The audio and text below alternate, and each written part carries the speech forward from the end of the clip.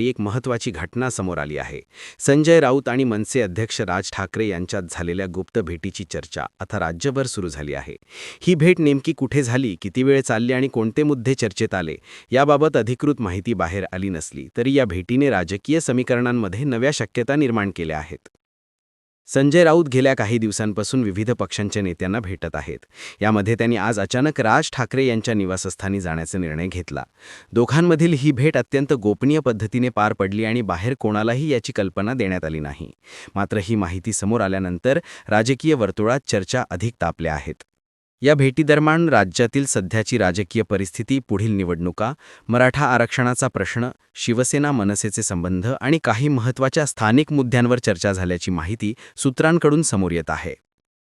संजय राऊत यांनी राज ठाकरे यांच्याशी संवाद साधला म्हणजे विरोधी पक्षांमध्ये कुठली तरी मोठी हालचाल सुरू आहे का, असा प्रश्न आता सर्वत्र उपस्थित केला जात आहे.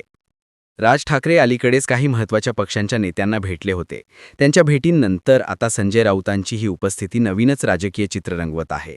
दोन्ही नेते आगामी निवडणुकीच्या पार्श्वभूमीवर काही समन्वय किंवा संयुक्त भूमिका घेण्याच्या दिशेने वाटचाल करत आहेत का, याबाबतही तर्कवितर्क सुरू आहेत. या गुप्त भेटीने राज्यातील राजकीय वातावरण आणखी तापवले आहे आणि या भेटीनंतर कोणते नवीन समीकरण तयार होते याकडे सर्वांचे लक्ष लागले आहे.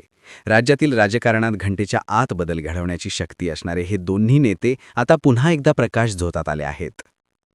संजय राऊत आणि राज ठाकरे यांच्या या भेटीने महाराष्ट्राच्या राजकारणात नव्या हालचालींना सुरुवात झाली आहे आणि पुढील काही दिवसात आणखी काही मोठ्या भेटी किंवा निर्णयांची शक्यता व्यक्त केली जात आहे.